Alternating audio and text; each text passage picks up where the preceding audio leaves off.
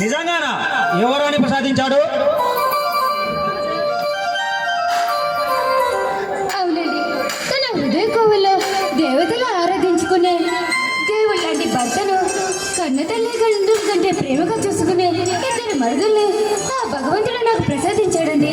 నేను నొమ్ములు నొచ్చినా ఎన్ని పూజలు చేసినా కానీ ఆ భగవంతుడి రుణం నేను తీర్చుకోలేనండి.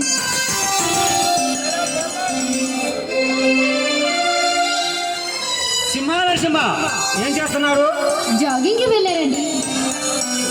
ఏమండి, ఇలా చూసారా పేపర్లో నరసింహ ఫోటోలు పడ్డాయండి.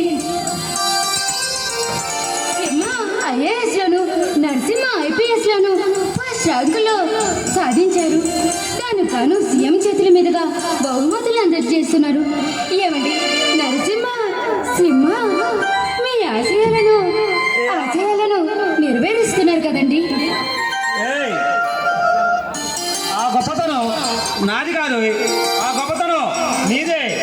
వాళ్ళకి కంటికి రెప్పలా చూసుకుంటూ వాళ్ళ చదువు విషయంలో ఏంటి ఆయనకి ఏం కావాలో చూసుకుంటూ నీదే కదా. ఆ గొప్పతనం నీదేనో. ఏమండి, ఈ రోజు నాకు చాలా ఆనందంగా ఉందండి. ఈ ఆనంద సమయంలో నీకు ఒక మంచి బహుమతి ఇవ్వాలనుకున్నాను. బహుమత ఏంటండి అది? కళ్ళు మూసుకో. మరి ఏంటి కళ్ళు మూసుకోవాలా? ఎందుకండి? బహుమతి కావాలంటే కళ్ళు మూసుకోవాలి. మరి నీ ఇష్టం. సరే.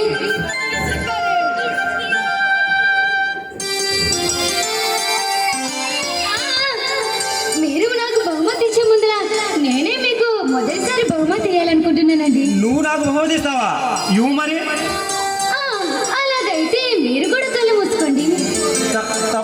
తప్పదంటావా? బహుమతి కావాలంటే తప్పదు మరి.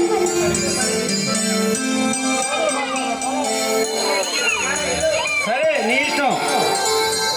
ఏ దొంగ, కళ్ళు తెరిచావు, కళ్ళు మూసుకో.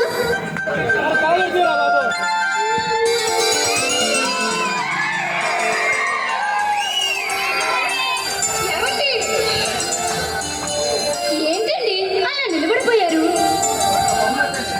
అమ్మ దొంగ, ఒక్క బహుమతిని గుక్క తిప్పకుండా ఇన్ని బహుమతులు ఇస్తావా? అబ్బా వదలండి.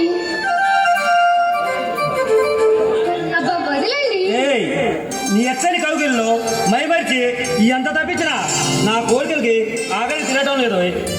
ఆహా, పొగడతలు మాత్రం తక్కువ లేదు. రాను రాను మీలోని చిలిపితనం బాగా ఎక్కువైపోయింది. ఈ రోజు నువ్వు చాలా అందంగా ఉన్నావు. ఎక్కడి నుంచి వచ్చిన మా ఈ అందం? నిజంగా అంత అందంగా ఉన్నానా? నా కనుపాపులోని నీ పత్రికాన్ని సూటిగా చూసుకో. అప్పుడు నీకు అర్థం అవుతుంది నువ్వు ఎంత అందంగా ఉన్నావో. లేదండి, రోజు నేను ఇలాగే ఉంటున్నాను కదా. లేదు, ఈ రోజు నీలో ఏదో కొత్తదనం కొట్టొచ్చినట్టు అగపడుతుంది. బహుశా ఈ చీరవలు అనుకుంటాను. ఈ చీర ఎప్పుడు తెలుస్తుంది. ఈ చీర